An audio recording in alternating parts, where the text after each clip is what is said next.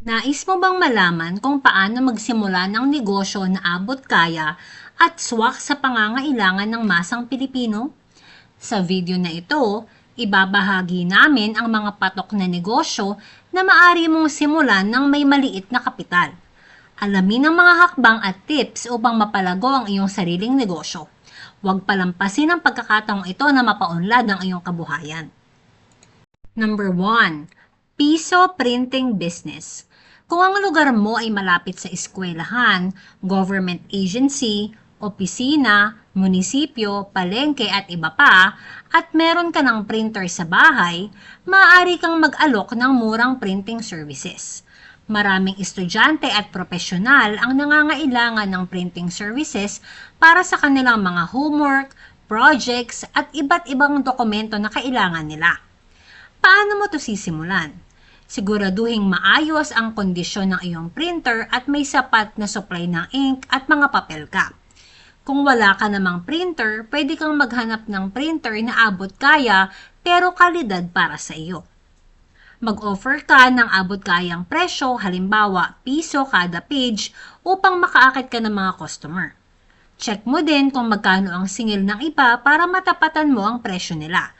Kasi kung masyado kang mahal kumpara sa mga kalaban mo, mababawasan ang mga customers mo. Para ipromote mo naman ito, ipaalam sa mga kalapit na eskwelahan at opisina ang iyong serbisyo sa pamamagitan ng pagbibigay ng mga flyers o kaya mag-post ka sa social media. Makisuyo ka din sa mga kaibigan at kamag-anak mo na i-share nila sa mga social media account nila ang negosyo mo. Maaari ka ring mag-alok ng Xerox dahil ang mga printer meron na ding built-in na Xerox or photocopying. Pwede ka rin mag-alok ng scanning at document lamination para sa karagdagang kita. Maaari ka ding mag-offer ng photo ID para sa mga passport at iba pang government ID na gamit lang ang cellphone mo at photo paper. Panatilihin mong mataas ang kalidad ng iyong serbisyo upang magkaroon ka ng maraming repeat customers. Number 2. Kanto Style Fried Chicken with Java Rice. Patok na patok tong Kanto Freestyle Fried Chicken with Java Rice sa Paco, Manila. Talagang pinipilahan. Maaari mo din tong gawin sa inyong lugar, lalo na't simple lang ang recipe at pwedeng-pwedeng baunin ng mga bata, mga nag-oopisina, at kung may pwesto ka sa tapat ng bahay nyo, pwede kang maglagay ng lamesa at mag-offer ka ng dine-in. Pwede mo rin din samahan ito ng palamig kung gusto mo ng extra panakita or kung may cooler ka, samahan mo na din ng soft drinks. Madali itong simulan at hindi nangangailangan ng malaking kapital.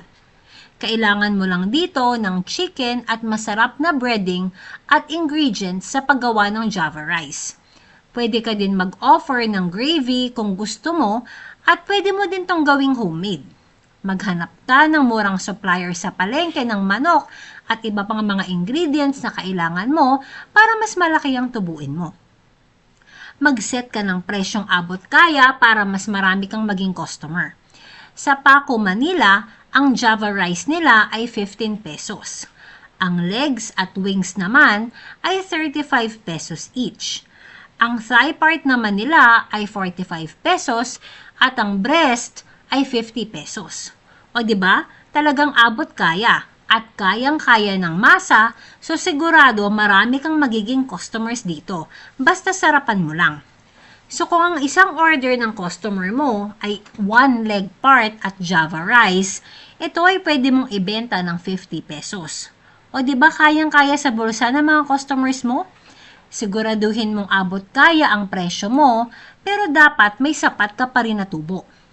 Pero bago mo pa man buksan ang negosyo mo, ay ipaalam mo na sa inyong komunidad ang tungkol sa iyong negosyo sa pamamagitan ng paglagay ng mga tarpaulin sa labas ng bahay nyo, pag-post sa Facebook, TikTok at iba pang social media platform para ma-market mo na ang future mong negosyo.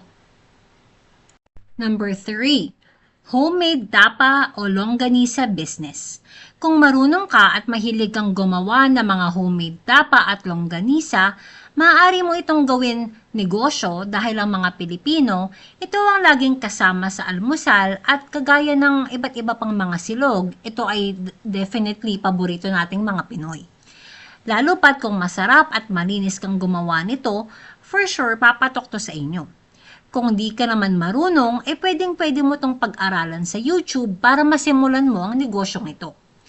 Kung masarap ka na magluto nito at may kakaiba kang timpla, pwedeng-pwede mo nang simulan ang negosyo mo.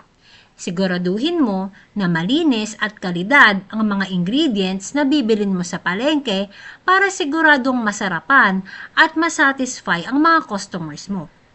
Kung di ka naman marunong nito pero gusto mong subukan, marami sa YouTube na recipe na pwede mong pag-aralan. Mag-alok ka ng free samples sa mga kaibigan at pamilya mo upang makatulong sa pagkalat ng balita tungkol sa iyong negosyo.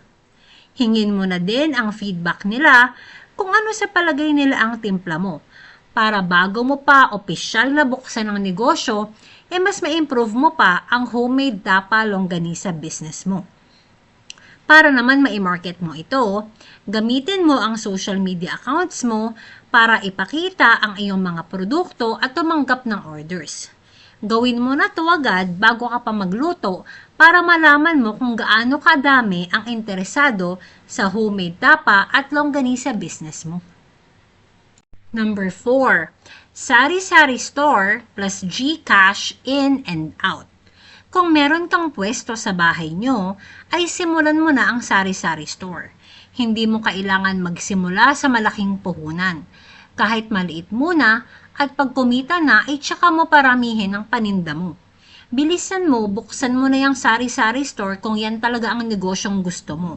Kasi baka mamaya, maunahan ka pa ng kapitbahay nyo.